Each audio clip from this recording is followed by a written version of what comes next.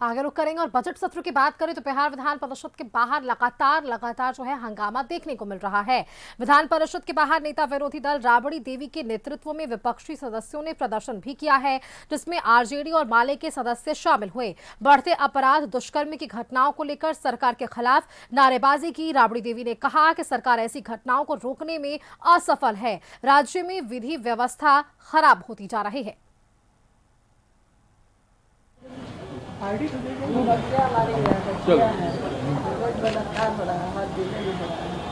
इसका लगाम लगाना चाहिए, हो गया जवाब भी देना चाहिए। कोई जवाब देने के लिए तैयार नहीं है।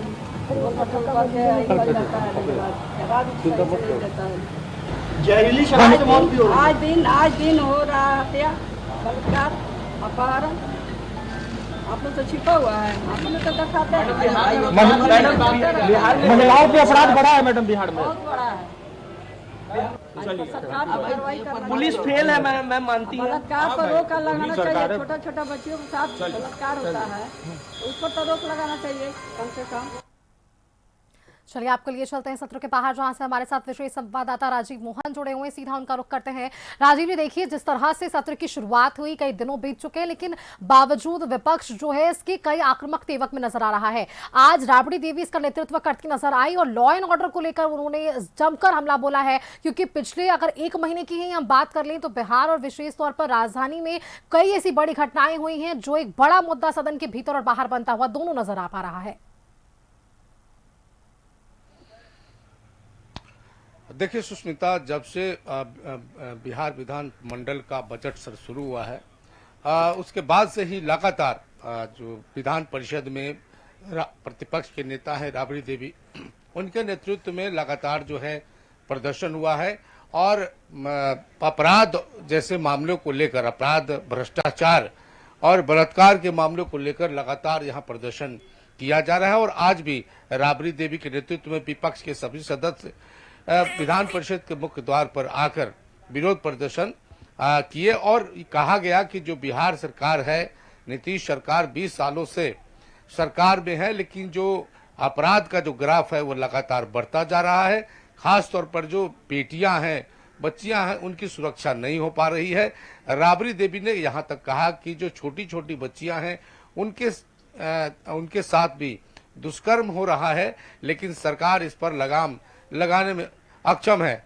तो इस तरह से विपक्ष के तरफ से राबड़ी देवी ने ये सरकार पर एक बड़ा आरोप लगाया कि जो अपराध का बचाव सरकार करती है कि यह सरकार कार्रवाई करने में सबसे आगे है और अपराध कहीं भी होता है तो उसके खिलाफ कड़ी कार्रवाई की जाती है, त्वरित कार्रवाई की जाती है। लेकिन विपक्ष की तरफ से यह कहा जा रहा है कि बिहार में अपराध का ग्राफ लगातार बढ़ता जा रहा है, बेटियां सुरक्षित नहीं है, इसकी माकूल व्यवस्था होनी चाहिए।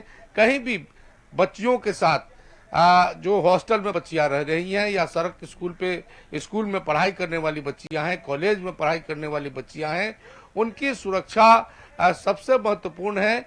लेकिन सरकार इस पर ध्यान नहीं दे रही है, जिसके कारण कई घटनाओं को गिनाया जा रहा है, जिसमें मुख्य रूप से जो नीट छात्रा की पटना में जो संदिग्ध अवस्था में मौत हो गई, वो एक बड़ा मुद्दा है और आज भी इसको सीबीआई उसकी जांच कर रही है। तो एक तरह से कहें तो अपराध और बलात्कार मामले को लेकर, भ्रष्टाचार के मामले को लेकर जो विपक्ष का तेवर है वो सरकार के खिलाफ लगातार दिख रहा है और यही कारण है कि आज भी जो है उसके खिलाफ विरोध प्रदर्शन किया गया। सुष्मिता।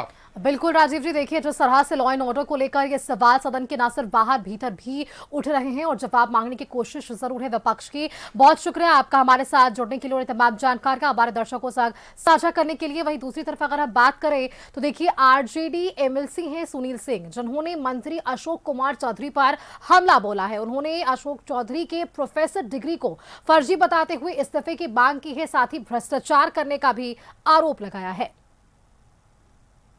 तरीके से अपने दामाद को एक व्यापार मंडल में प्रतिनिधि बना करके बिस्कोमान के इलेक्शन में लाए, उसको अध्यक्ष के लिए लड़वाने के लिए। लेकिन चूंकि इनको कहीं से अनुमति नहीं मिला, इसलिए अपने दामाद को नहीं लड़वाए। दामाद इनका फर्जी तरीके से है। आप सभी लोग जानते हैं कि वर्ष 2008 के बाद किसी भी राज्य के व्यापार मंडल में कोई व्यक्तिगत मेंबर नहीं हो सकता है। व्यापार मंडल का मेंबर मात्र समिति होता है और ये सब कानून तो ये जानते नहीं हैं। तो चूंकि अब तो भाई प्रोफेसर हो गए, तो ये तो भविष्य खराब करने के लिए आए हैं। जिस कॉलेज में ये पढ़ाने जाएंगे तो छात्रों को क्या पढ़ाएंगे? भ्रष्टाचार की पढ़ाई पढ़ाएंगे कि भाई किस तरह से अरबों रुपया कमाया जा सकता है, ये बताएंगे कि कैसे रुद्राभिषेक करके किसी को खुश किया जा सकता है, यही ना पढ़ाएंगे। और इधर देखिए, हाईकोर्ट ने सत्ता पक्ष और विपक्ष के विधायकों को नोटिस भेजा है और इसे लेकर आरजेडी नेता रणविजय साहू ने सरकार पर हमला बोला। उन्होंने वोट चोरी का आरोप लगाते हुए कहा है कि हमने चुनाव से पहले ही इसकी शिकायत की थी। आइए सुनते हैं। और माननीय न्यायालय ने जिस निर्देश को दिया है, निश्चित रूप से जो हमारे सम्मानित सदस्य हैं इसका जवाब देंगे, कोर्ट में जवाब देने का काम करेंगे। क्या लगता है कि जिस तरीके से वोट चोरी का आरोप लग रहा था वो कहीं ना कहीं साबित होता हुआ दिख रहा है? अब तो देखिए, लगातार इन बातों को तो लेके लगातार चुनाव के पहले ही हम लोग इलेक्शन कमीशन हो या राज्य निर्वाचन आयोग हो या मुख्य निर्वाचन आयोग हो, उनसे लगातार पार्टी लेवल पर लगातार इस चीज की शिकायत करते आ रहे थे, लेकिन सुनने वाली तो कोई आयोग था नहीं। पूरी तरह से पार्टी के रूप में काम करने का काम किया है और हमें लगता है कि माननीय न्यायालय का जब संज्ञान हुआ है तो न्याय जरूर मिलेगा।